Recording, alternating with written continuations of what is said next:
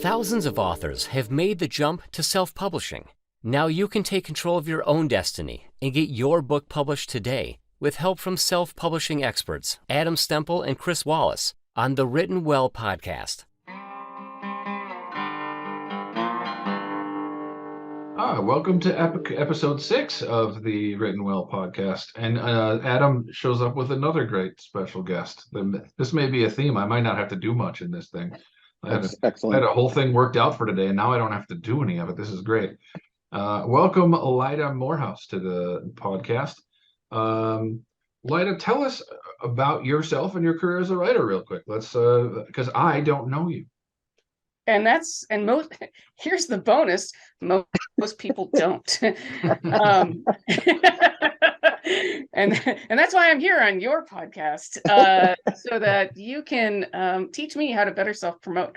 But okay, so my career started way back in 2001 in the Clinton era, after the Clinton era, when I published for my first novel through a traditional publisher, which at the time was Rock, which was part of Penguin USA, called Archangel Protocol. And it was one of those books that I, having listened to your podcast before, heard you guys talk about, that was a genre mashup in a time when genre mashups weren't actually cool.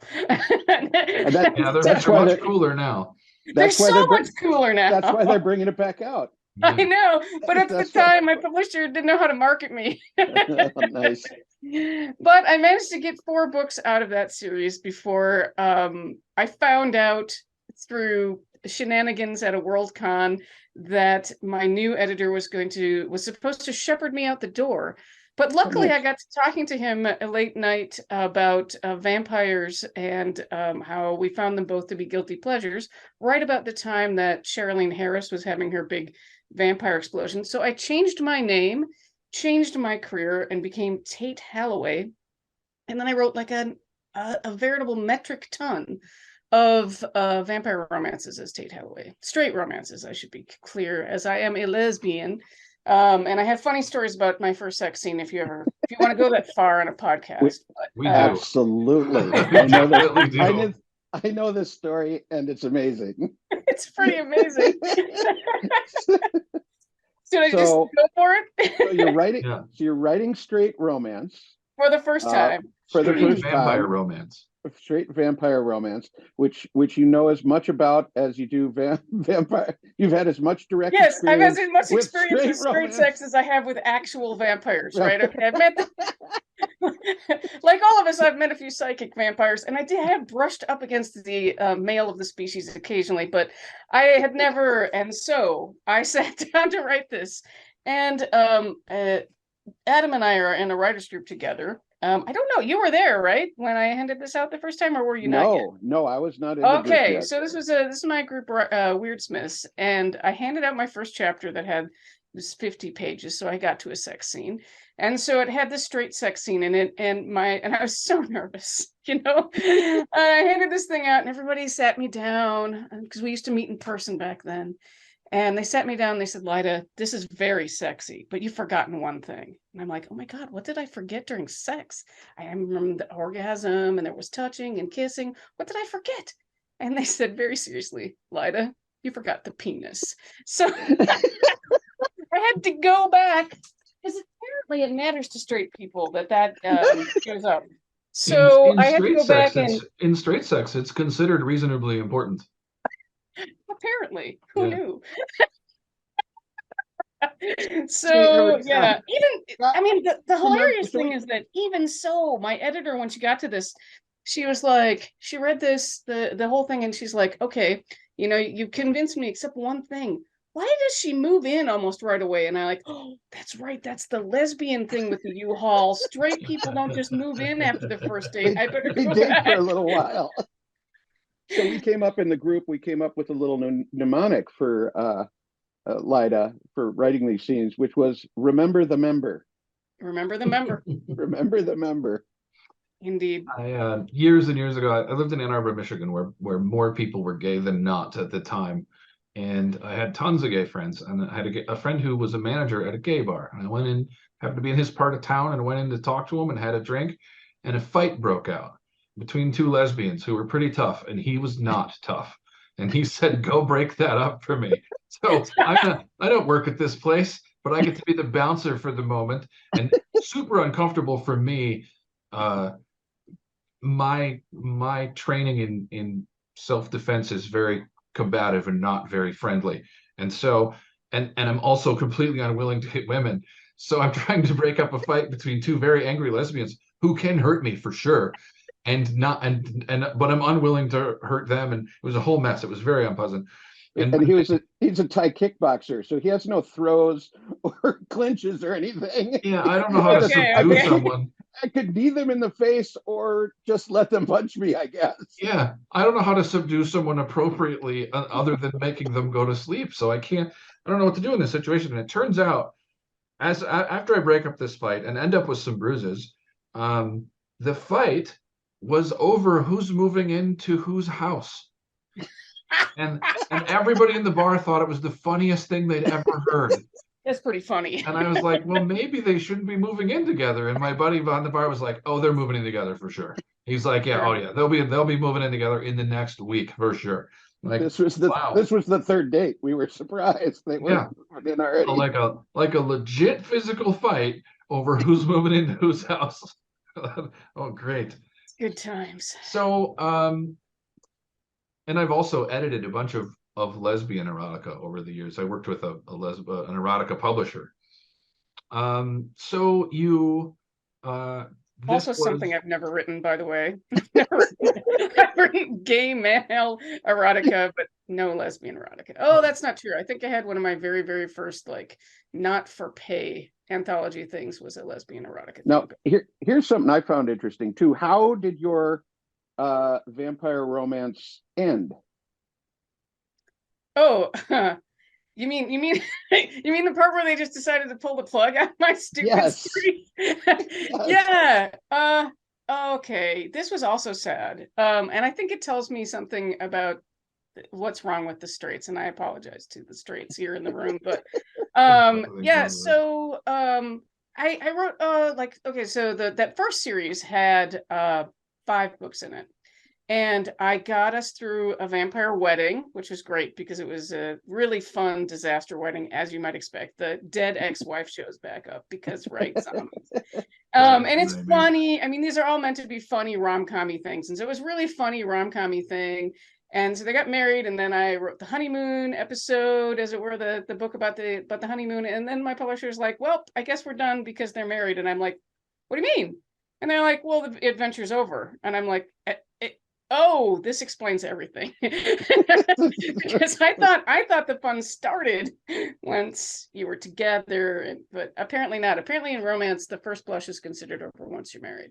So, I mean, I was able to continue on that career, but are you also thinking, Adam, of the very last book I wrote, in which I think it was in that series where I got told that the sex scene was gratuitous and a romance, you guys. And also, I won't name names because I hear we don't do that on this podcast, but my editor was a Mormon. I think she was just generally uninterested in the sex scenes. All the sex scenes. You forgot the sheet with the hole in it. I mean, how can you even have sex? Sex is never gratuitous. I was thinking about the getting married, and then they're like, okay, so that series is over.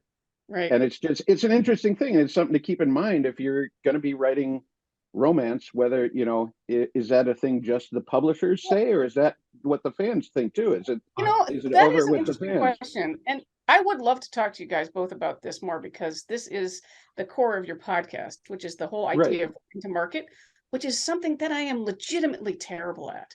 Well, today's podcast was going to be about market research.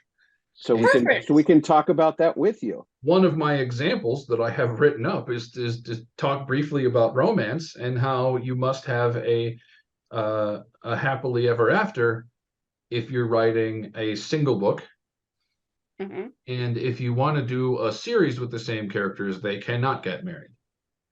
And turns out you're probably right about that. How that works. What romance, I mean, is such a good example, and why I used it in a number of the examples I've written up about market research. It's such a good example because it is the perfect it's the perfect example of that readers want the same thing but different over and over and over. Like your average romance reader might read 40 books a year, and they might do that for 20 years. And they're doing that because they want the same thing and they want it to be a little different, make her dress a different color and give her a different name, and then same thing, do this again, give her a different job and let's do this again because I love this ride. That is, that is the human condition for most humans. And so you learn how to do that thing and you give them that exact thing. And romance readers, that's all they want. And when you find a reader who likes your first book, as long as you keep writing that same book, they'll keep reading all of your books.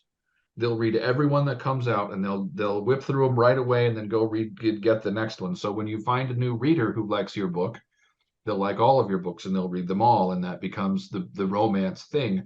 And it can feel quite formulaic, but if you're trying to sell books, that is how it's done. And you can't then, once you marry the characters and the happily ever after happens, the book is done.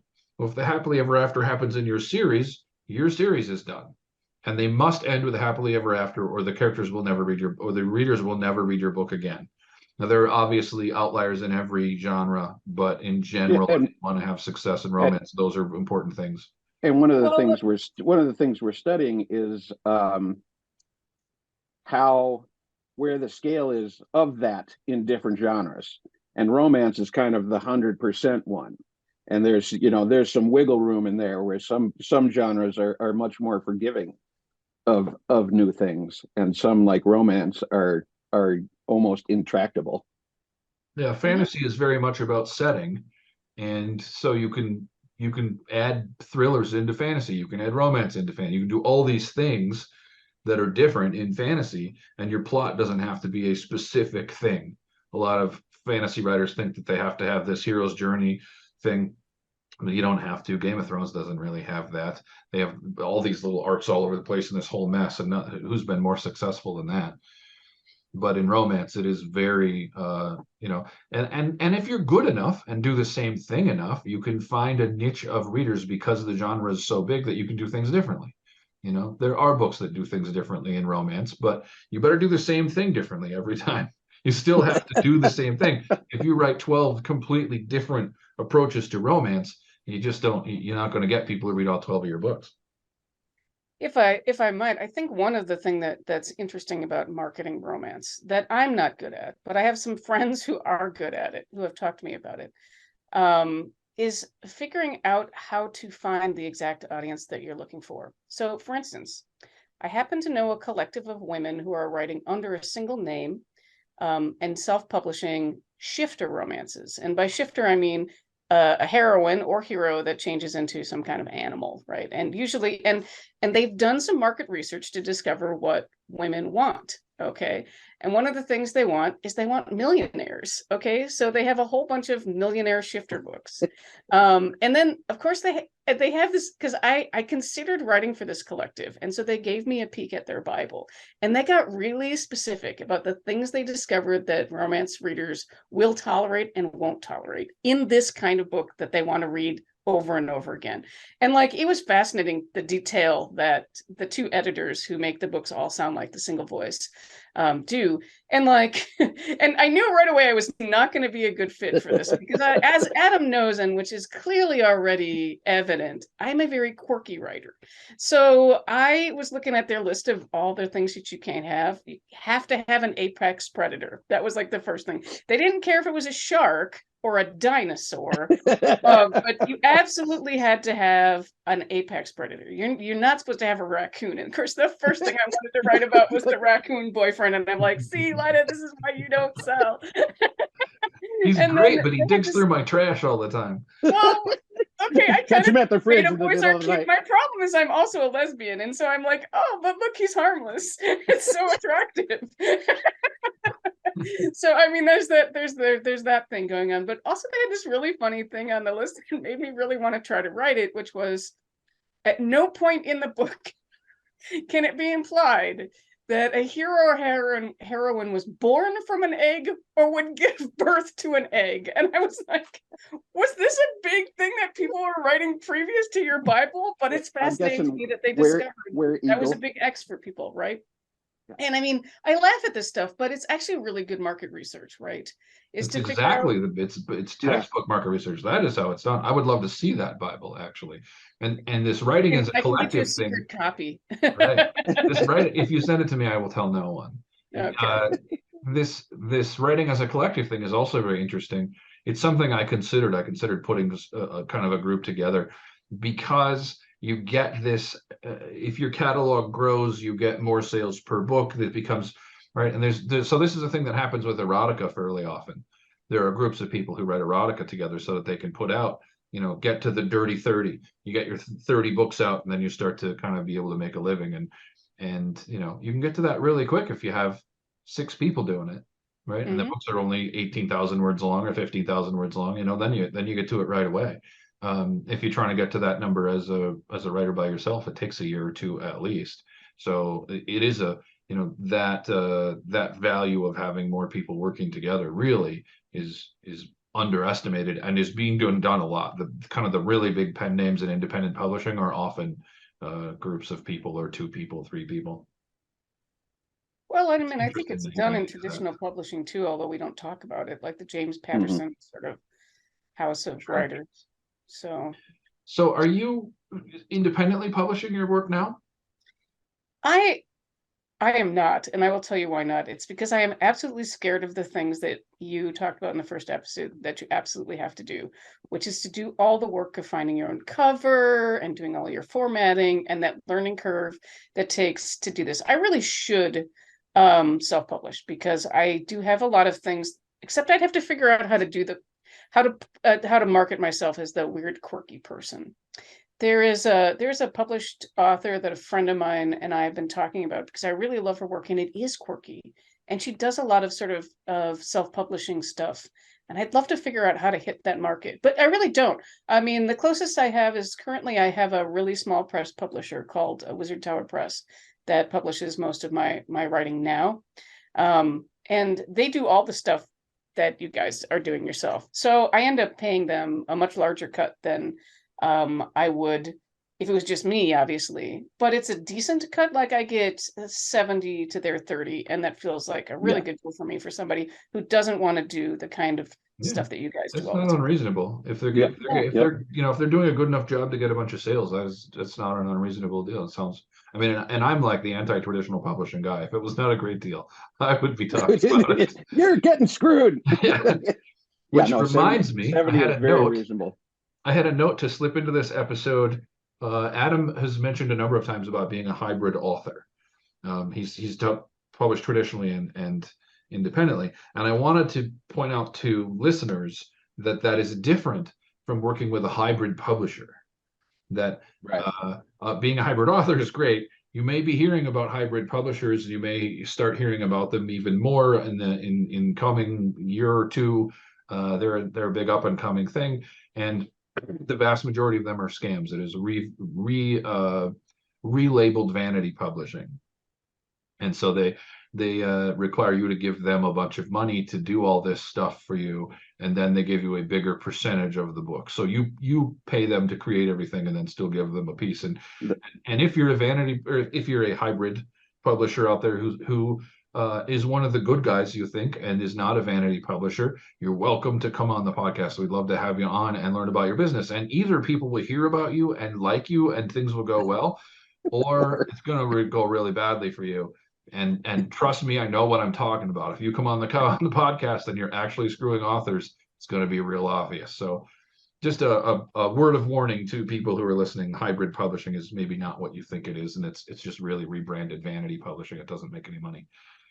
What's nice about coming from traditional publishing to self-publishing is that most of the traditional authors understand that the money does not flow from the author to the publisher. So they are generally do not get caught up in vanity publishing. That is really for someone just straight out of the pipeline. Yeah. And there's a lot less of it going on than there used to be. Lyda, tell us about writing romance. We have a sort of enough genre guide put together to know the things that have to be there or don't have to be there. But I also have never read an entire romance book and know very, very little about how all this, how it's different than other things. Like, tell us about the feel of writing romance and what people have liked and not liked about things you've written and what you've learned. Sure. I can do that. I think. um, so, like you talk about, everybody's writing is different. And I do tend to write these very quirky things that are on the edge of sort of urban fantasy, but they fall into the romance genre because the romance is the center of the story, not the world building. So Are they sold under as paranormal romance? they're sold as paranormal romances. Yep. That is a huge market. There's a It lot is of people doing well in that. It Yeah. is a huge market, and I was really lucky to fall into it when I did. It was especially hot when I fell into it. And so I got a bunch of books. Tate Hallaway has way more books than Lyda Morehouse. I sometimes like to joke that I would be jealous of my persona if I wasn't also my pen. So, but at any rate, it's interesting that you mentioned the formula, because one of the things that I used to have in my head before I became a romance writer was the idea that there was one, you had to write a sex scene every 50 pages, and that there had to be this, that, or the other thing in terms of a formula. But that isn't really true. Like traditional publishers aren't looking for things that fall into, unless it's, and I don't know if this is true, but the rumor used to be that Harlequin did in fact have more of that than they may still. But my understanding is you write the book just the same way that anybody writes a book. So you just write the book that's in your head, and hope for the best. But it does usually go to that crescendo. There's some kind of first meet, and then it depends on. This is the thing that I found interesting. And when I started to publish, I started reading Romantic Times, which is the sort of, what do you call it? The professional magazine of romance. The industry trade magazine. Thank you. That's the word I wanted. Thank you, Adam. It's like what Publishers Weekly is, or Locus is for science fiction. So I started reading that, and I noticed that there are definitely a lot of categories in science fiction, or not science fiction, sorry, in romance, and that you do have to hit these different categories. Like, you probably noticed this just looking at the Amazon listing. There's stuff for people of color. There's stuff for people who want male plus one lady romances. There's romances that are historical. There's romances that are contemporary. There's the fantasy ones. There's even science fiction ones. And science fiction romance is fascinating. That I first got interested in writing romance because I got on this kick in the early 90s when I was, of course, 12. Okay, I was actually 30, but we won't talk about that. And I started reading a bunch of these really, for a science fiction person, the world building was terrible. But what it was like, everybody was like, you know who I found hot? Han Solo. I'm going to write a story where somebody who's like me runs into Han Solo in some cool futuristic background. And I started to really get a sense of like, okay, so what's important in a romance is obviously way more the people than any of this other stuff. Like you're talking about, fantasy needs to have a setting. I feel like science fiction needs to have science, usually as part of the plot. It usually turns on some part of the plot. But in romance, it really is about just two people getting together. And the other thing that's interesting is that, you talk about the happily ever after. Well, it kind of depends, because there are people who write, there's this whole, and I don't have it in front of me, but there's this whole series of like spiciness rating. So you can have steamy romance, clean romance. Yeah. Well, no, it's actually, like in the Romantic Times, there was an actual label for each one of this. A sweet romance always ended with a happy ever after. The only thing you got was a kiss. There's another, and I can't remember what the middle level was, but there's like, you might bang in the middle, but the ending was the marriage. And then there's a steamy one where there's a whole bunch of stuff happening, maybe even two different dudes, and then you finally pick one at the end, and that's your happily ever after. It still goes in that way, and it crosses the line between, it doesn't cross the line into erotica, because it's still all the like, purple prose about not actually mentioning the member as a member, but with all the other, all the jokes you want to make, fill in joke here about throbbing, whatever.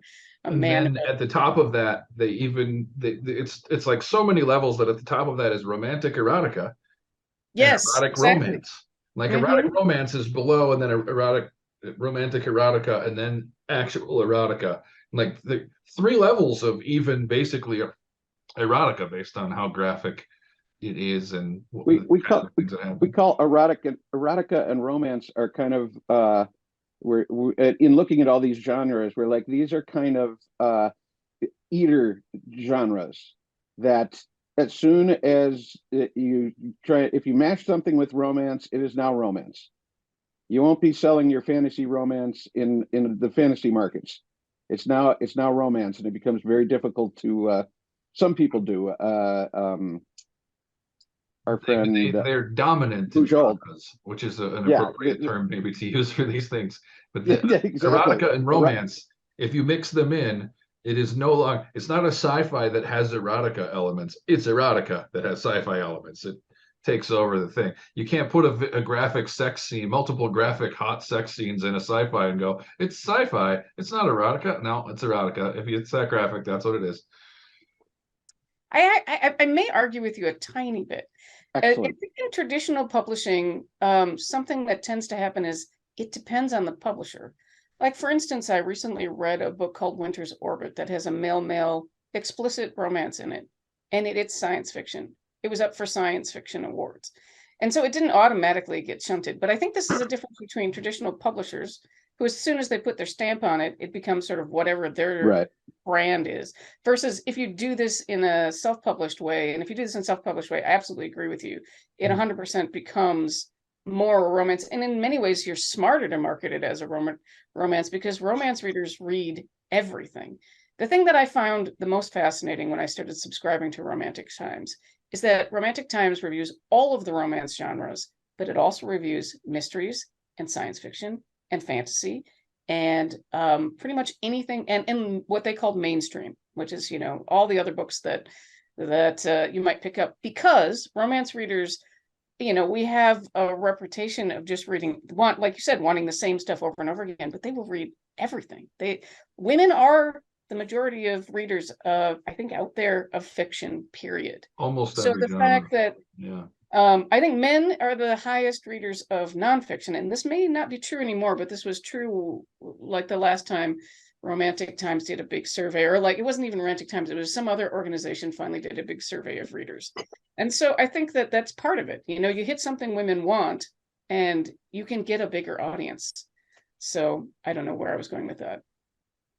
Well, knowing your audience is what we talked about in finding your audience, right? The finding your audience, some of it is what are you writing? Like, what do you want? And then go find stuff like that and look at who reads it. The great thing about Amazon and the way that self-publishing has evolved is that we can go, like, I hate Amazon in many ways, but we can go see all this information. All the market research is already there waiting for us. So if I want to write paranormal romance, I can go see who's crushing in that, and I can see that they're independent publishers. So what I'll do is go through, find the top 10 or 20 books that are out right now on the Amazon top 100 bestsellers that are written by independent authors that look like my book. And now I can see what the blueprint is. These are people who are already doing it right. I can see how to attract readers with the right cover. I want the right colors, the right font, the right pictures, all the stuff that goes on the cover, right? If I'm writing Space Marines and my book doesn't have a giant ship and an asteroid on the cover, I don't have a shot. You have to have it. It just has to be there.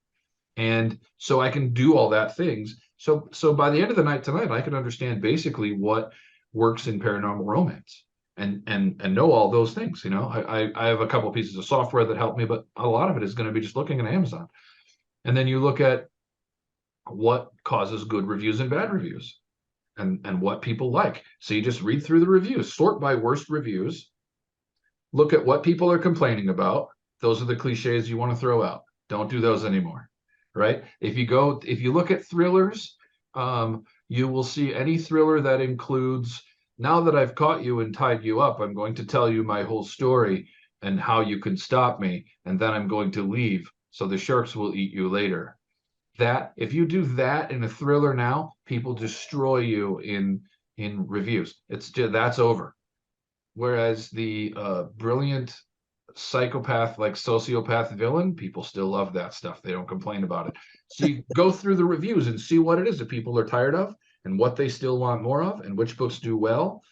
You know, you can do all that research and figure that out in a fairly short amount of time. Whereas that was a thing that even publishers didn't know back in the day because they don't know who's buying their books because the people just walk into a bookstore and then walk out with it. They don't even have the information. You know, we have more information than publishers had 10 years ago just by clicking onto Amazon. That helps a lot. And do you know the name Amanda Hocking? Not off the top of my head. She Tell was me more. she wrote, I don't know, it's been a couple of years, I haven't looked her up recently, but she wrote Paranormal Romance, and she was one of the people who kind of broke the system, kind of figured Oh, it that's right. No, I remember it now. with self-publishing. She wrote a bunch of paranormal romance books. Publishers didn't want them. She was damned and determined to be an author for a living. So she figured out Amazon self-publishing was coming out at the time, and she figured out, oh, I can make a bunch of money doing this. And she was like one of the pioneers of self-publishing when she was like in her 20s, early 20s. Like one of the first 7-figure self-published people. Yeah. And she blogged about it the whole time. You can go read her blog and see exactly what she did and how she did it. She was really good about that. And she's from Minnesota. She's a Minnesotan woman who writes paranormal romance and self-publishes. So if you want a reference on that, she was one of the pioneers in doing that. But her advice on self-publishing on her website was very helpful for me in the early days. It's interesting stuff. I mean, I think that's one of the nice things, like you're talking about with Amazon, is that you can find what you're looking for, whatever it is. And a lot of it somewhere. A lot of it is tagged now, like the eroticas. You can find them by finding out, there's this whole, for a while, I was doing a very weird career where I was live tweeting my reaction to, I guess it was just sort of monster erotica. So there was this outfit I used to work for that was a magazine. That was an online magazine that for some reason our big hits was the first time I started to read one of those Chuck Tingle books, right? And I did a whole bunch of women reading this together, live tweeting our reactions to various things that were happening in these monster eroticas. And they're so short, like you said, you can read them in an hour. And Lyda, we have an excellent opportunity here. Yeah. Chris has never heard of Chuck Tingle. What? So we get to Holy moly! Okay. Chris, Google Chuck Tingle, and we get to watch your reaction live to the Hugo Award-winning author, Chuck Tingle. Yes, please. Should I poker face this? No. Just let it flow. That will ruin everything. Oh. Hugo Award-winning, huh? Yes, correct. Hugo Award-winning. Well, okay. Nominated technically, I think. No. All right, nominated. Well, those guys are all in excellent shape. Aren't they? One of them's probably a bus, or possibly not after the Velociraptor is done with them, but he's definitely starting in great shape. I am certainly surprised that a Hugo Award winner is also associated with a book called Space Raptor Butt Invasion. That is in fact a nominated piece. Here's what happened, Chris. A group called the Sad Puppies, who were a bunch of disgruntled right-wing old science fiction authors who were angry that their crappy books wouldn't get nominated, decided they published a slate of nominations and tried to get stuff on there. And one of the ones they got on there nominated was Space Raptor Butt Invasion by Chuck Tingle. But it backfired because Chuck Tingle is a delightful person and is all about love and everybody's fine no matter what you do. And so he was actually a great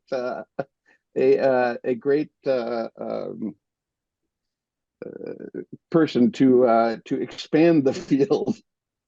He was a great spokesman despite the titles of his books. And then he says things like "Pounded in the Butt" by a Hugo Award, I think was one. And then for Ace people, he put out one, "Not pounded in the butt by anything, and that's okay." Mm-hmm. Mm-hmm. I haven't read that one yet, but I speaking of a formula, this is a guy who even has a formula for how sex acts happen, to the point to which we were all of us very disappointed when the unicorn horn was never used in one of his unicorn butt pounding situations. It's never But too late. yeah, for a while, monster erotica was the hot trend, and so there were a lot of people writing monster erotica, which is what I think my original point was, is that you can find anything you're looking for. There's a whole including space raptor erotica for all the kinks. We don't have to name them here because this may be a family show, but you know, there's if you like big-bodied women, there's actually a BBW, I think is what it's called, for big-bodied women. And it's just, there's a whole lot of like easy to find findable subgenres. Like, I don't know how, if a person who writes in one of those, how much they can break out. Like, I feel like Chuck Tingle is an example of a monster erotica guy who managed to break out. I mean, at least he got an award and nomination, and apparently now a contract with Tor. Did you hear this, Adam? I did not. I have to assume he is really the biggest success story of monster erotica.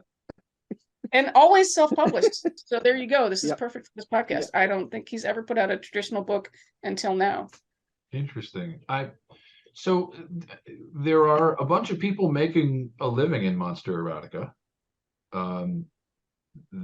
But it's when you talk about all these different erotica genres, or all these different options, Amazon is very specific about the things that you're allowed to do in erotica. Yes, I've heard so this. Your monster erotica has to fit within certain. I don't.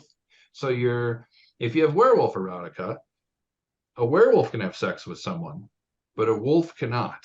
Yes. Even if the wolf is a werewolf, there's all these very specific rules about what you have to do and what you can and can't have in your books. But there are still a bunch of people making real money writing like the Shapeshifter and things like monster erotica and things like that, as long as the monster is not a normal animal. Because you can't have people having sex with animals unless the animal is an animal that doesn't actually exist anywhere and is a twisted, weird monster. I can't explain why that's a rule, but there you go. I'd say my understanding from the Bible of the friend of mine who's in the collective is that it's literally about bestiality. Like, Amazon is fine with X, Y, and Z kink, but for whatever reason, they put bestiality on the off kink list. So, I mean, I guess there are legitimate reasons why you would want that on the off kink list, because you don't generally want to encourage people to do that. I'm pretty sure reading does not encourage people to do anything.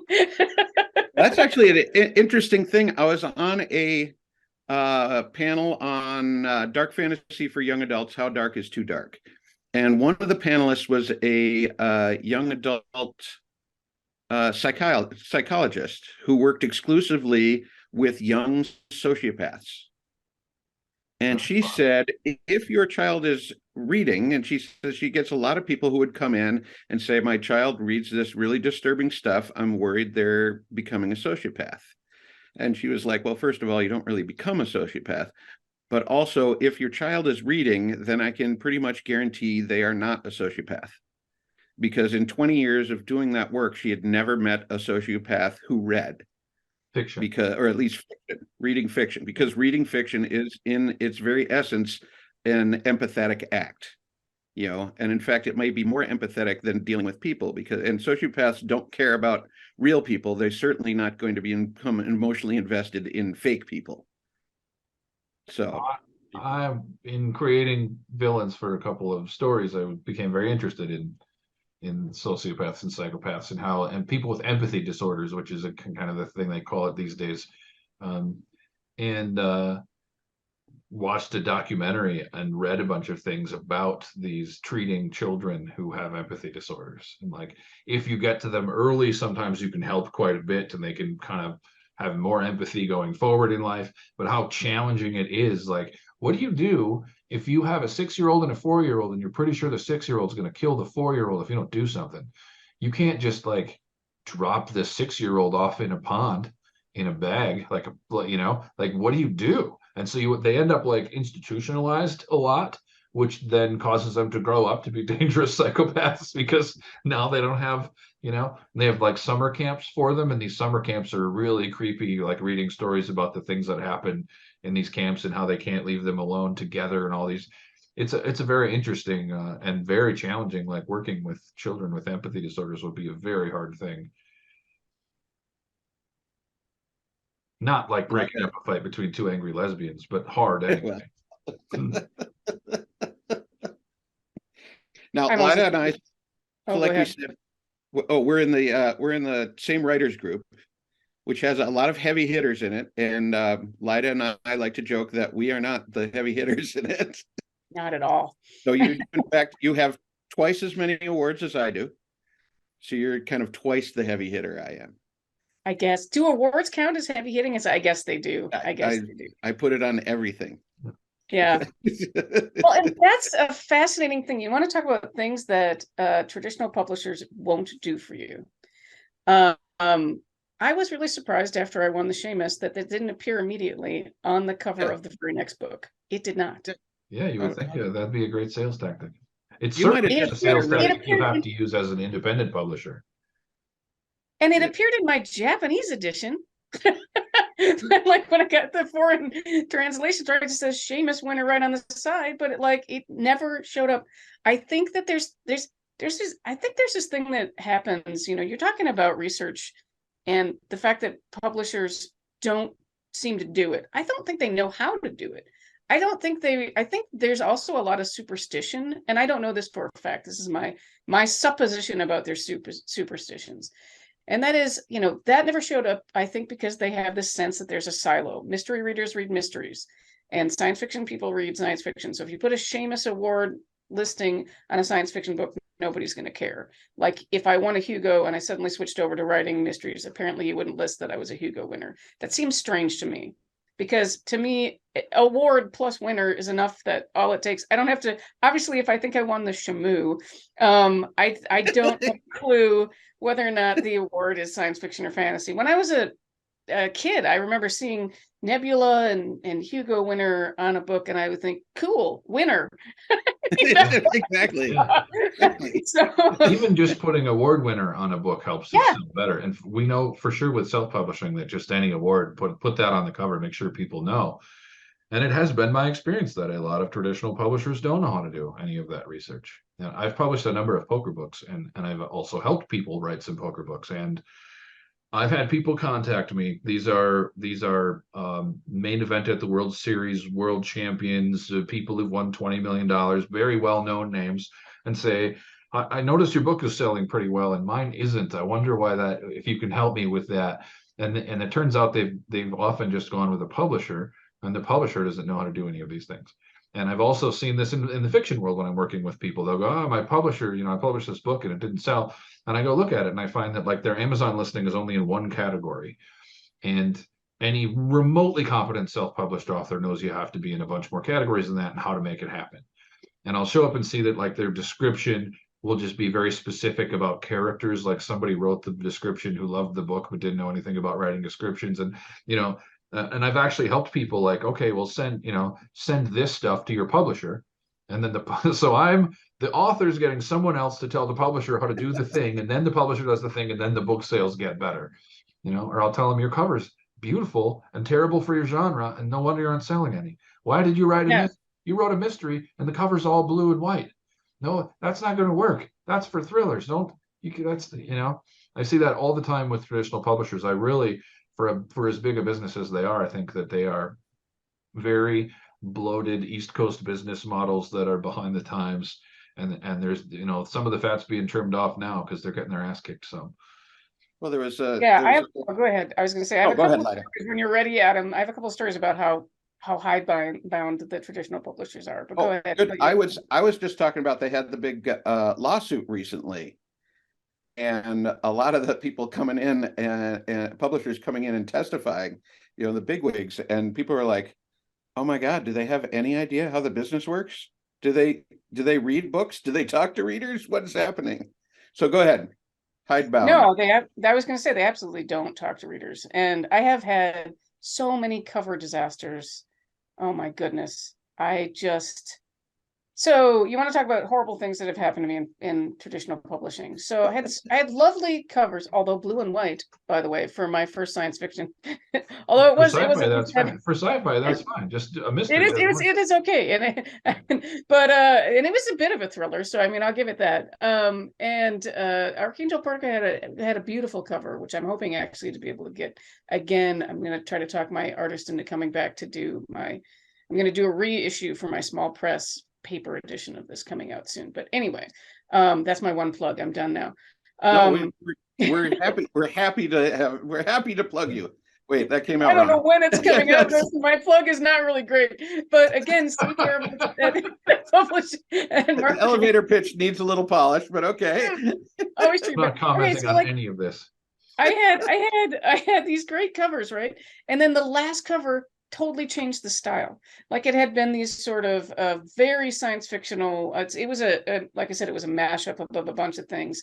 But one of the things I mashed up it was sort of cyberpunk with some really heavy sort of not like religious as in a story that had God show up in it, but I did have angels show up, and so there was this funky little combination of pseudo religious stuff and science fiction. And at any rate, the last one just showed a person's face, which, you know, I think they had suddenly realized that works to sell books, but also none of the previous books had this, and so that didn't work very well. And then they changed the font. The thing that drives me the most insane is that they changed the title font. I don't know why you would do that. There are science fiction people who don't even like to put my books in a row because that one book looks so different. Yeah, and I remember you showing us that, and I was like, no one who bought these first two books will buy the third one. First of all, because they won't realize it's the third one. And they didn't put book 1, 2, and 3 on these books either. Right. Okay. Yeah, the more you talk about your early career, the more I think you just had bad publishers. Yeah, Penguin USA, terrible publisher, never used them. They seem to be doing all right, but I mean, now they're Random Penguin. They have like the reality is all the big publishers are not doing all right. They're all getting their ass kicked.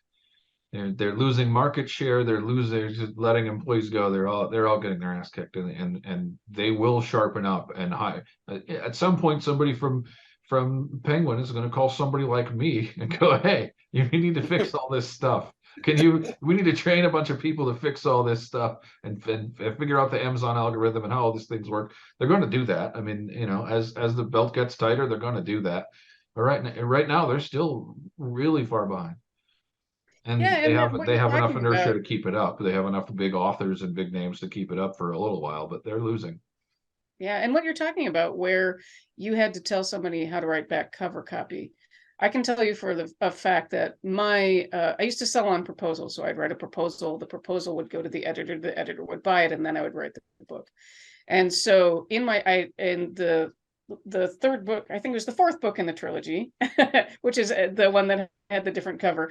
I noticed that the opening sort of my blurb for my own book to try to sell it to my editor was in fact the blurb they used on the back, because nobody knew how to write a good blurb for my books. And I worked really hard to make these books sound sellable, because I was trying to sell them to the person who was going to sell them to her boss. And so they just lifted it. And I was like, well, I guess I'm good at that. It's too bad I've never figured out how to then work it into all the stuff. It sounds like the Amazon description for my second book that my publisher put up was exactly the same as the first book. So it seemed like it had just been retitled. Oh, no, that's the worst.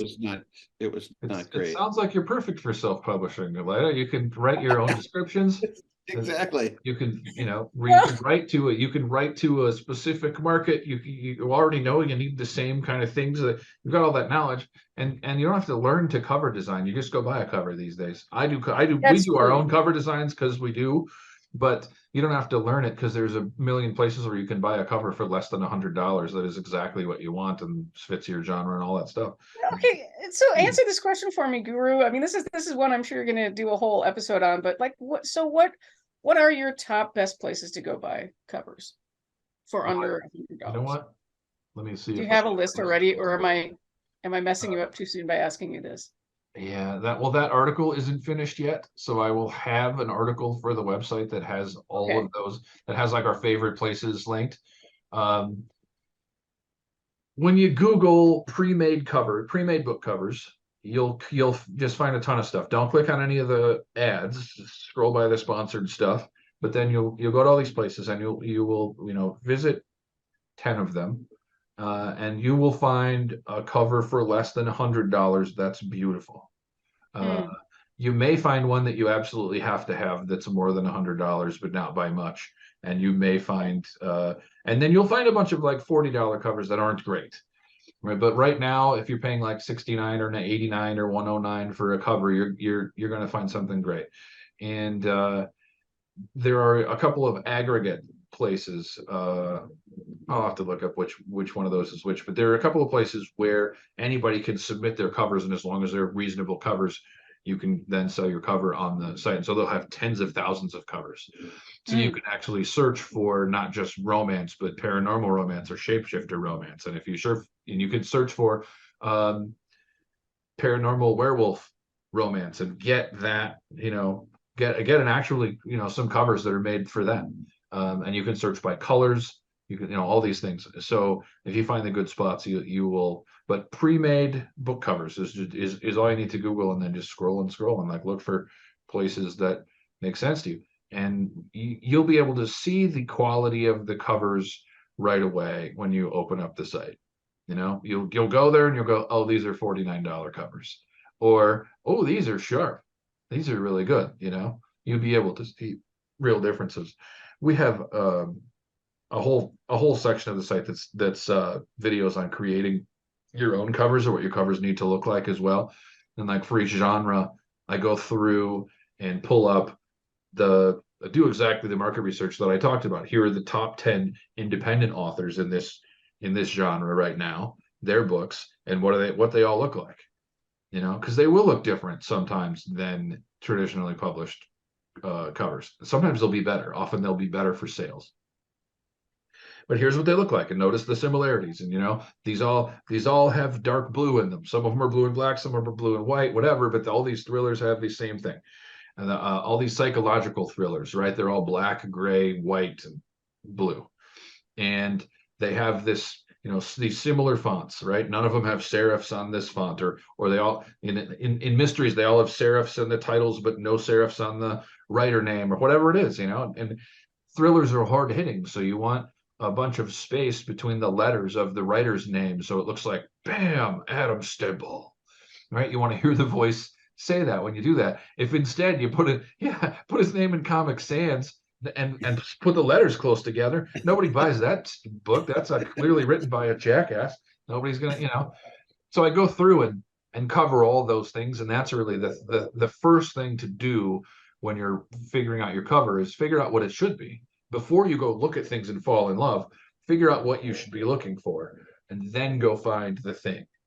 And you can, once you're familiar with the genre, then you have a pretty good feel for it right away, and you can just go do that. You can just go look for those covers. But if you're writing anything that is frequently self-published, there are a bunch of people trying to create covers to sell you already, and they will. When you buy this, you go find this cover, and it's beautiful. It's $89, and it's got the Velociraptor on it that you want, and then and the bare-chested men. that's right. And then you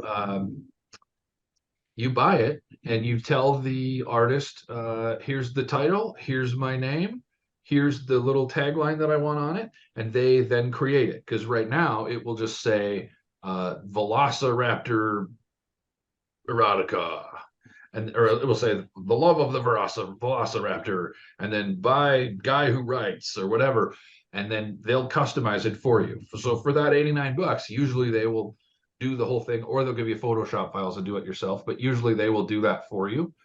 So then you get a complete cover. The thing that you'll need help with if you're self-publishing paperbacks is then getting that all to format into a back cover and a spine that fits with Amazon. Their Amazon cover designer thing is pretty. It changes depending on how big the spine is. pages, You know, yeah. how big the book is. And they're really Until you're- picky about the bleed width and all this stuff. So the thing then to do a big value for someone like you who just doesn't want to, do a lot of the business stuff is Fiverr. You go to Fiverr and you find people who will do all this stuff for you. So I can get my cover formatted on Fiverr for $25. That's guaranteed to fit to work on Amazon. So I can buy the cover for $69. I can write the back blurb stuff all together, and I can kind of do a mock-up, and then I'll just send it to a guy on Fiverr for $25. He'll send me back the thing that works perfectly on Amazon. I'm done. This is like the intro to this podcast. He's a guy I hired on Fiverr. I think I paid $30 for it, and intro and outro voiceover stuff. He sounds like he sounds great. He does sound great. Finding people on Fiverr to do all these things for you that you don't want to learn to do is really valuable. That makes life a lot easier as a self-published author, for sure. Yeah, the only thing I ended up doing sort of entirely independently was the audiobook version of my first 4 books when I got the rights reverted. And there's a Collective Commons that's sounds like a lot like, and it was I think it's through Amazon, where you can hire your own voice actors. That's what made me think of it, and all this stuff. And that's a very different thing than what you guys are focusing on. Did you just pay the person outright, or did you just do the royalty split? It was just a royalty split, and it was done through, I believe, through Amazon. So Yeah, it was a really Audible has a whole Amazon owns Audible, and Audible does all the audiobook stuff. And they are by far the biggest audiobook. They're well ahead of Apple audiobooks and Google. And so they have this whole setup where you can go listen to samples of all these people. You can then, if you want to do a royalty split, you split the royalties with them for all the audiobook sales. And if they like your book, they will just do it. And it doesn't cost you a thing to have the audiobook out and start making money from it. Now, if you're going to sell a bunch of copies, you should really be paying them instead and buying them out, buying them out of the royalties. But the fact that it's available as a freebie, basically just an add-on that just makes your book, that helps a lot.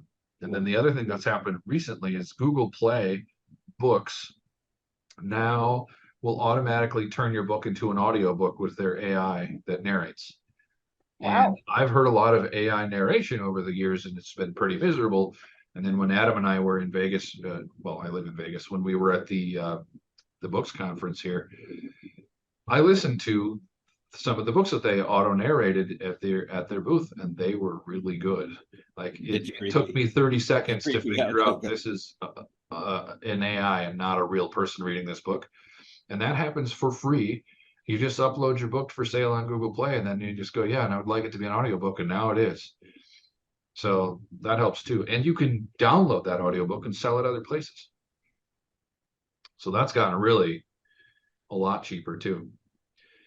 Tell us a little bit about your writing process. We've heard a lot about Adam's process and a little bit about my lack thereof or search for. Tell us about what you do when you're writing a book. You sell a proposal.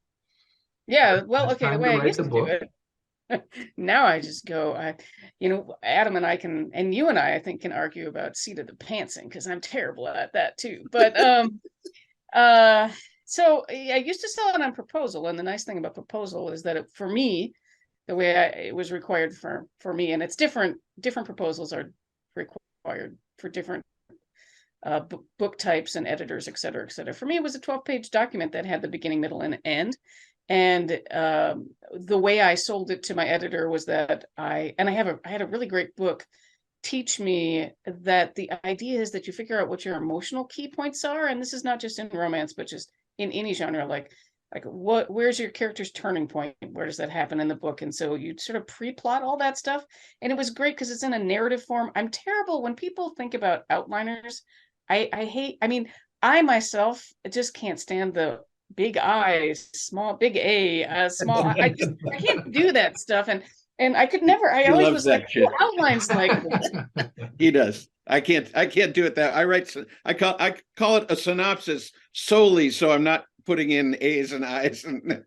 I don't actually use the A's and I's, but I love the indents. The order of the I use Dynalist. And This it is just why has, we're like, doing the podcast together, because we're completely opposite. That's Yeah. perfect. That's perfect. I can't do it either. I'm with Adam. I can't do it. I have to tell myself the story of the story. And so I did that. And then I would have an approximate guess on how many pages this would take me, which I don't know how I was always right, but I was pretty good at guessing how many pages that would end up being.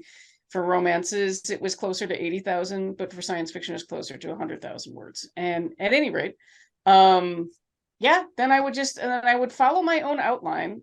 And I'm funny because my outlines are, because I told myself the story of the story and I know where the ending is, I would find myself writing very organically, but it still would still mostly, like, I tended to use my outline then when I would get stuck. I'd be like, I'm like spinning around in this particular spot, kind of like I am right now in the book that I'm pantsing. And I can't get that because I don't have an outline to look at. And and then I'll go back and look at what I was supposed to be doing, go back, add that in, and then head towards the ending again. It worked pretty well for me as a process. I'm also like both of you in that I really believe the biggest part of writing is just sitting down and write. So when I was writing to try to write a book a year, which is what the publishers wanted from me, I wrote 2,000 words a day. But I always gave myself a weekend off. So I would write Monday through Friday, 2,000 words. And then I took 2 days off to be with my family and be a regular person. And then I would go back to writing 2,000 words a day. And I mean, I would find that I'd write, some days I'd write more and some days I'd write less. But if I basically wrote that, I could get a book done in a reasonable amount of time. Yeah, it works. I mean, but it's interesting because nowadays I'm glad if I get 100 words a day. So now that I'm not writing for New York, the thing that went away from me that I discovered was a real motivator for me was a deadline and a contract. And without both those things, I find myself idling my way through the weeds. And I'm probably going to have to listen to your podcast when you talk about how to jumpstart a book that has idled.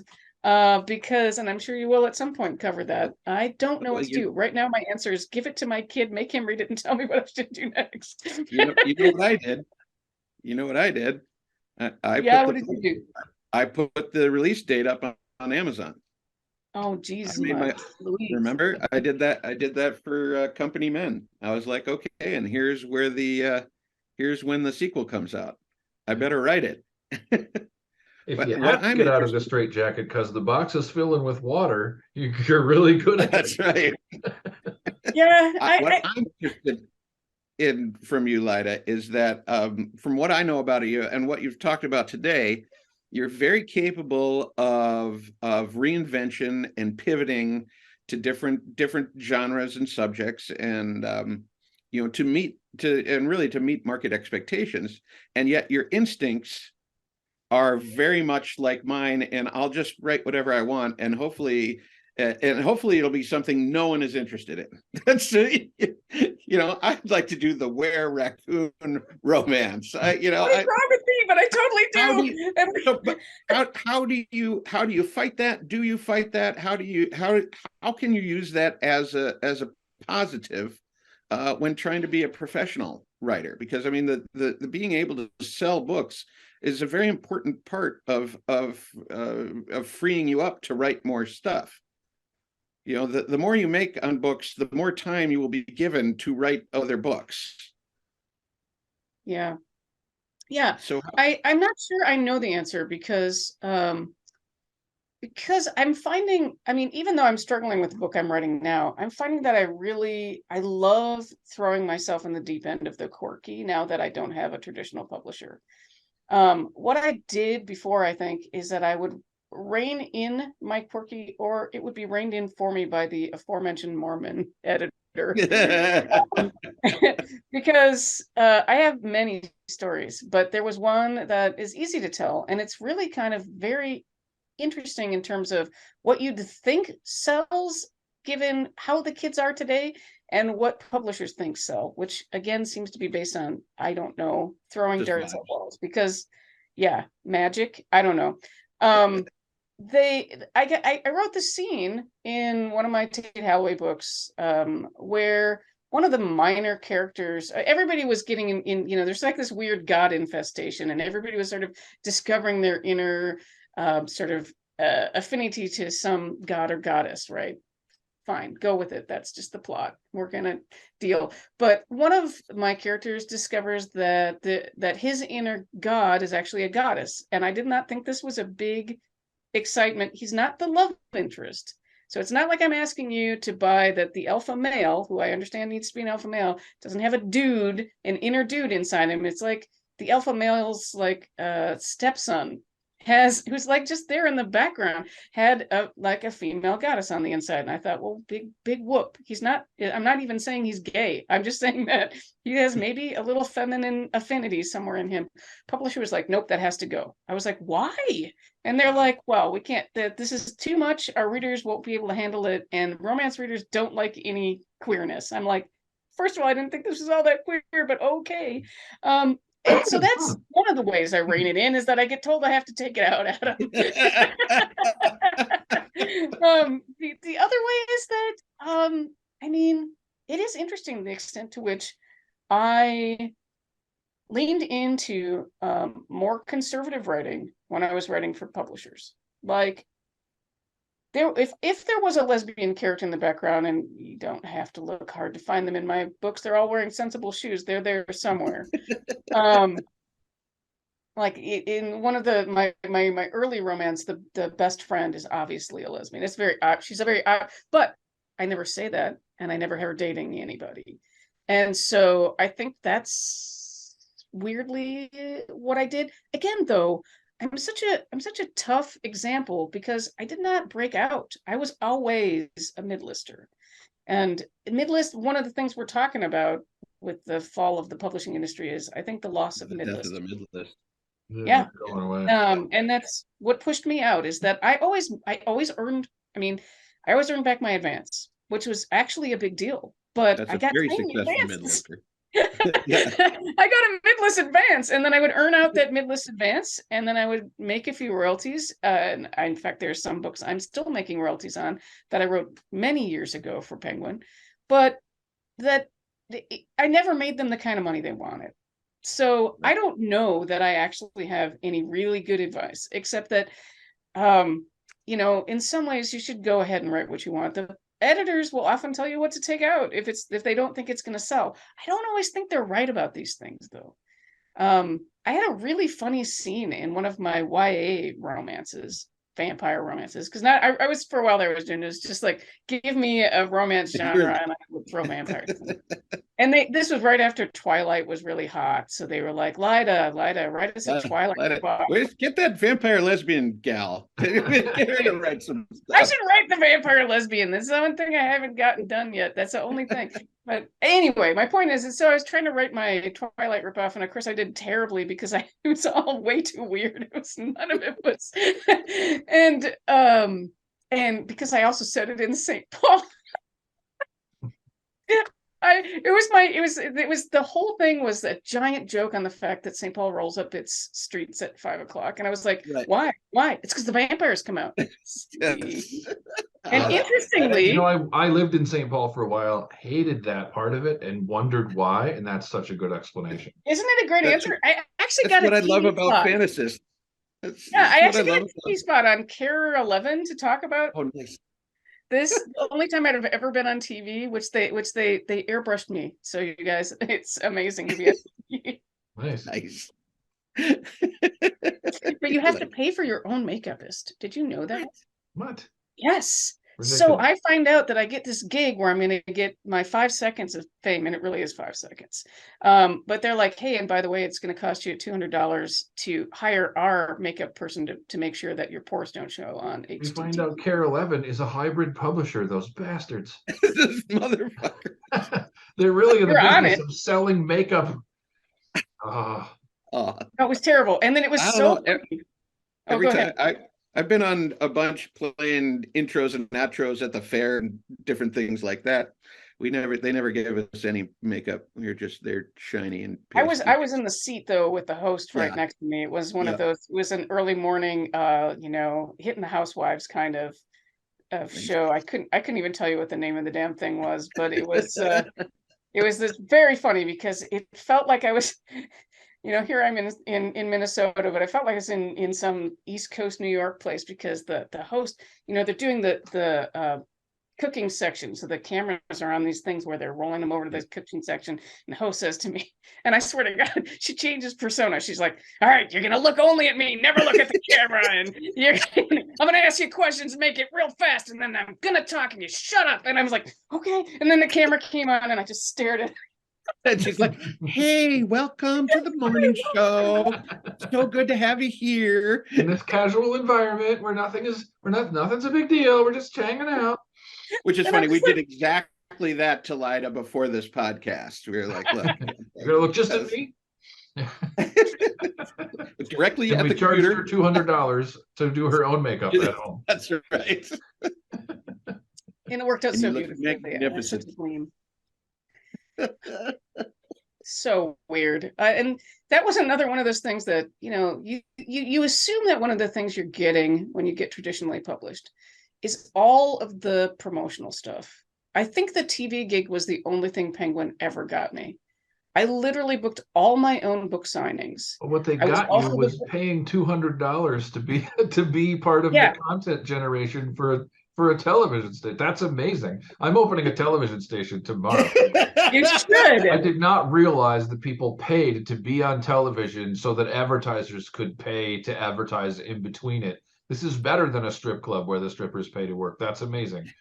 The only problem now, dude, is that no one watches TV, so you can't start a station now Well, there was no network TV left. Did I tell you about the fake reality show we watched? It was a hidden camera show, and they put on a fake audition for a reality show. All right, and so they bring a bunch of contestants in, and so of course they have the hidden camera making them do all sorts of crazy stuff. All right, so now like first prize was $50,000 or something, but you were just auditioning to be on the show where you would compete for that. So then they got the last 4 contestants, and they said, okay, now we're going to reveal the name of the show, and we got one last thing because we just want to make sure that you'll do it when the show comes out. All right, and so then they pull this big banner down, and the name of the show is there, and it's Cannibals with a Z. All right, and then they bring out what the people think is human flesh. It's actually strips of pork, but they bring this out and they say, so this is from cadavers, this is all, and it's all donated, so it's perfectly, it's perfectly okay, but we just need to make sure that because obviously with this name, eating human flesh is going to be a key part of it, so we just want to make sure you'll do it. And 3 out of the 4 ate human flesh to be on TV. So paying $200 is nothing. And the fourth was like I would have taken the over on 3.9. I'm surprised that one person there was said one, no, honestly. One woman just lost her mind. She's like, you guys are crazy. Do not do that. This is sick and it's Must have been a wrong. Mormon. This whole with apologies to Mormons, this entire show disses you. I don't think I've ever apologized to a Mormon. I can't imagine doing so. Not going to start now. Our last episode was on the revision process. Tell us about your revision process. Once you write your 10,000 words a week, in 10 weeks later, you've got this first draft. What does your first draft look like, and what do you do in the revision process? Oh, it takes me a long time to get. Okay, so I write my 2,000 words a day, but what usually happens, and Adam can attest to this, is every time I'm surprised by my own process, in which I discover 2/3 of the way through that I actually figured out what the book was about. So even though I may have had an outline that told me all my emotional things, I usually figure out the essential theme of the book 2/3 of the way through, and it's usually something really critical. And so I will go back to the beginning at the 2/3 mark. It's almost always 2/3 the way through and revise the entire book. And sometimes it becomes in a completely different book between that 2/3 mark and when I revised it. And when I used to be writing so fast to deadline, that often meant that my writers group only ever saw up to the 2/3 point. It would get revised once, and then I would get revisions from an editor, and it would be revised again. And so by the time they actually saw the book, it was a completely different book. And by completely, I I sometimes mean completely. I once in my very first series, the science fiction series, my wife is often my last reader because she goes through and finds all my comma mistakes. She's not actually, I mean, she's also the person in my life who is not a writer, who is a very voracious reader. And so I always have her read my book last. So my professional friends have all looked at it and she reads it at the end. And she was the only one who was brave enough to tell me at the end, with a deadline looming in like 1 month, that in fact I had broken the book, that book, into a bunch of different points of view, but one of them, she pointed out, didn't have a story arc. Like this character didn't have a character arc that changed, and I was like, I hate you, what do you know about writing? Slam the door out. I don't know why. And then 2 minutes later I come back with my tail between my legs. I'm like, oh my God, you're right. And I revised the entire book and wrote that character out, because you can't have a character. Yeah. What? Can't have a character in there where nothing happens. Right. And he was literally just a supporting character who was just supporting, even though he had his own storyline. And that you can't do that. The main character has to protag, as they always say, and he really didn't. So I went back and rewrote the whole thing. That's a really messy version, but usually I am still very messy. My first draft is still often a mess, but because I do this thing 2/3 of the way through, and I have set up my writing life so that I am constantly revising based on my writers group. So our writers group, Adam probably told you, when we're at our best, meets twice a month. We've kind of, moved down to more closer to once a month now that we've been together a long time. But when we're writing that fast and we have somebody who's producing for a deadline, that means I'm getting feedback. Usually what happens, 2,000 words a day. Weirdsmiths will get this amount here, and then I'm still over here, and then I'll get the revisions for this from them, and I go back, because sometimes they're substantive. I mean, this is not a group that just checks me to make sure I'm spelling everything right, and I am dyslexic, so I mean, usually there's some funny mistake somewhere along the line where I've talked about quacking aspens instead of, what I mean. So there's usually some stupid stuff like that in there, but like we're talking about the people who will say, this character is not really resonating, or blah, blah, blah, and I'm this far along. I will go back, I'll rewrite. And I do a lot of this all the way along. So by the time I get to my quote unquote first draft, it's actually been through several huge revisions. And so I don't usually have to do massive revisions. But at the end, before my wife sees it, I usually give it to one of the other wordsmiths, a woman named Naomi, who is very, very good at finding sort of what the structure is supposed to feel like, and telling me again if I have a theme and I didn't hit it in these places, where I should go back and find that. And I always listen to her. I go back and revise it again to her specs, and let my wife read it. Who knows if I have to go through it again. And then finally the book is done. So I'd say I have like 3 revision in there. And then of course, if it's being published traditionally, there's an editorial letter. And even small presses will sometimes give you an editorial letter, and you'll go back and make some changes. Then of course there's copy editing, and because of my dyslexia, it's so much copy editing. Every time I go through, I find 6 or 7 more things I didn't notice that I left out or whatever. So You do a smell pass like Adam does. A smell to us pass? that he does a smell pass. Tell me about that again, Adam. Not as horrible as it sounds like. It's not nearly as bad as it sounds. It sounds bad. I don't need to do it as much as I used to, but in a lot of my early books, in the original drafts, there was basically no sense. No one needed a nose. Right. It could have been noseless people the entire time. So I started going through and just doing a pass of, okay, where can I put in a smell? Oh, here's a good spot. Well, I'm describing something. Does it smell? Oh, well, yes, it does. I got better at it, putting it in the original draft, because I found there's a lot of fun metaphors you can use with smell. So it's actually become more of a. And you've been writing more horror lately, and horror is really atmospheric. Yeah. So getting good smell in a horror piece is good. Yeah, I fear I may have been writing horror all along. The dark fantasy I wrote. I think so. And also, if you play any sort of instrument, you're invited to be in a bluegrass band. It's a half bluegrass comedy band with Adam and I called Quacking Aspens. That's such a good name for. I wish I played an instrument now. I could do the tambourine. Pick something up. I've been ready to ride. I've been ready to write Adam's coattails and music for years now, and we just have to figure out the right project. Well, if you're Yeah. not hitting your butt with the tambourine, you're just doing it wrong. That's Oh, see, that's I already fail. maybe the spoons then. I'll have to have the spoons. The spoons will be for me. Um, A good spoons yeah, player is I was going to invaluable. say too, Yeah. that I think rather than a smell test, I actually do. I haven't thought about this in a long time in terms of my process, but I do this thing where I tend to like dialogue, so I write dialogue first, and then I have to go back through and be like, oh, what were people doing and thinking around it? And then you can't just have like pages of dialogue. So, I have to figure out where my action goes in. So I kind of think I do a little mental like addition. I do layer in. I think this is part of that continual process too, but heads in a white room.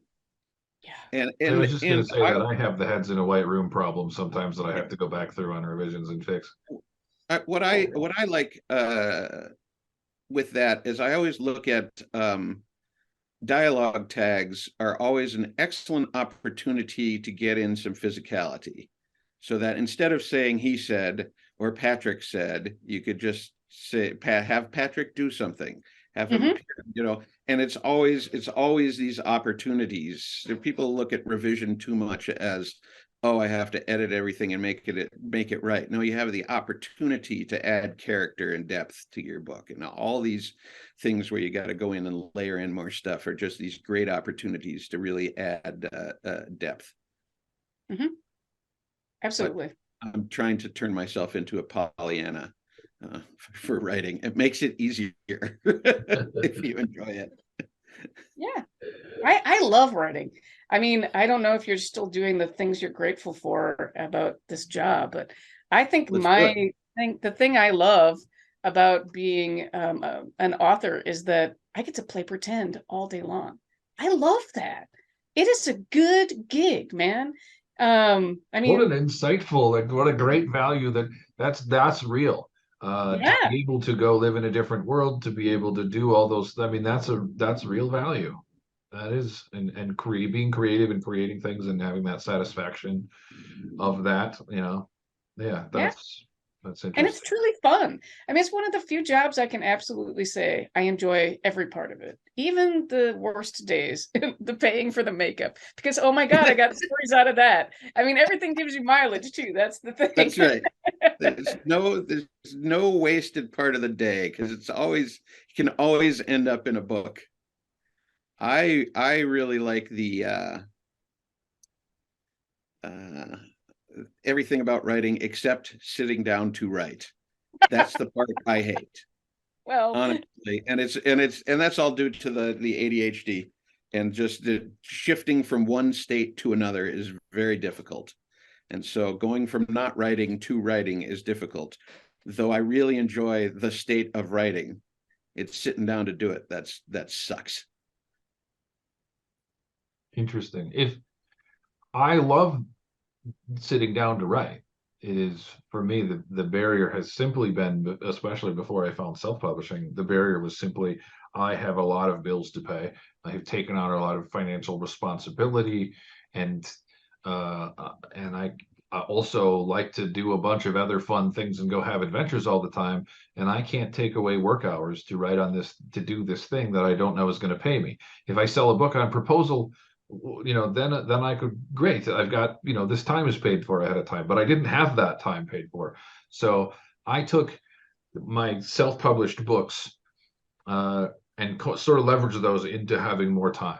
I made the time to write the first book, which is only 110 pages. The most recent book that I did by myself was only 110 pages, and was a lot of research that I had already done. I cranked it out in a few weeks, published it, and then saved all that money, and that's money that I spend, because I'm needing that money because I'm not working as much because I'm writing, and hopefully leverage it up into something. But the hardest part for me has always been, I don't know that this thing's going to pay me, and then a ton of doubt, because I've heard so many of the stories about people submitting and never getting published, and how much of my life do I want to burn in this thing when I'm probably going to be horrible at it because I'm a bad person and no one likes me. And there's only so much. Whereas with the rest of my life, I know how, I know what my hourly rate is doing other things. So that's always been the hardest thing for me. I love writing. It's fun, super fun. Yeah, gone are the days when you get hired into a stable of writers, right? Such a bummer. I feel like we all missed our calling in the Campbellian era, when apparently you could just sort of become you Where you know could make money with short stories. you make money with short stories, and you could, you were one of the 10 people writing science fiction, so they kind of expected another book from you the next year. That would be great, but And back then I still alas. drank whiskey and smoked cigarets, so Yeah. I fit I right was in. still straight then, so that was a long time ago. That's not long now, We both had our vices but that's right. that were secretly Yours- killing us. Yours was way more harmful. You were both doing things you regretted in the morning over Yeah, and over. exactly. That's right. I'm glad that you both learned your lesson and you're happier now. Leaves more of those mistakes for me. Well, all right. This has we've- been fantastic. We Yeah. appreciate you coming on. Come on anytime. We'll have more questions for you about different things if you want to come on again. Yeah, and I've been really enjoying listening to this podcast. I've actually learned a lot. So Awesome. count me Great. in as one of your new fans. And when we're doing the informational stuff, we're kind of signing off with here's a thing to do to make you a better at whatever the thing is. What do you think is a great writing exercise for people to do this week? Yeah, what is a good exercise for people to try this week? I think, since I'm the quirky writer, I think you should find yourself one of those supposed never do this in a book and see if you can. Like find that raccoon shifter and see what short story you could make out of it. Or have someone lay an egg. Or I don't know, take, just because sometimes it's helpful to try to be outside of the box. And just because it might free you, because you're going to say to yourself, well, if I'm not writing anything at all to market, then I can be totally free. And maybe it will spark, maybe that exercise won't actually do much for you, but maybe it'll give you a character that you do actually want to do something with, or it'll spark some thought that will be part of a fantasy setting that you'll end up writing. So give it a try. Try writing something completely stupid and ridiculous that you know you can't sell. That's probably terrible advice, but all writing is good writing is, I think, one of the themes of this podcast. So. Absolutely. Next week, I will definitely tell you how my Were Raccoon erotica worked out. I can't wait to read it. I think all three of us should write Were Raccoon erotica. Okay, well, write a Were erotica. Where Raccoon. And it's all beta animals. I want somebody else to write like okay, just beta animal erotica. Like, wouldn't it be great if in the middle of the fight you just rolled into a ball and you became an armored little ball of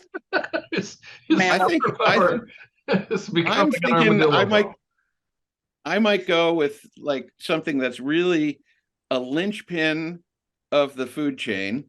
So really not an apex predator, but also I think what we know about this animal really lends it to erotica, which would be, of course, a bunny. There you go. Yeah, bunny shifter sounds hot. I'd read that. I was going to go the other direction with find the least hot super apex predator that I could. And I was thinking about the Bushmaster, the 11-foot long viper I met in Panama in the jungle. And what a challenge for me to make that even remotely erotic. That would be so hard to do. Yeah, maybe an 11-foot long phallic symbol. I mean, it writes itself. Not for a straight guy. I want none of that. I don't want to match up against it or yeah, none of that. Yeah, Adam, the lady turned into the snake. The lady turned into the snake. Okay. Well, I mean, what about the name? Bushmaster? I mean, we've got some solid erotica right there. That's true. That's true. You're gonna have to work a little harder to make something not sexy when its name is Bushmaster. I promise it wasn't sexy at the time. All right, thanks so much for coming on the podcast, Lyda. It was a joy, and we will see you all next week. Excellent. Thank you for listening to the Written Well podcast, your source for anything and everything in the world of self-publishing.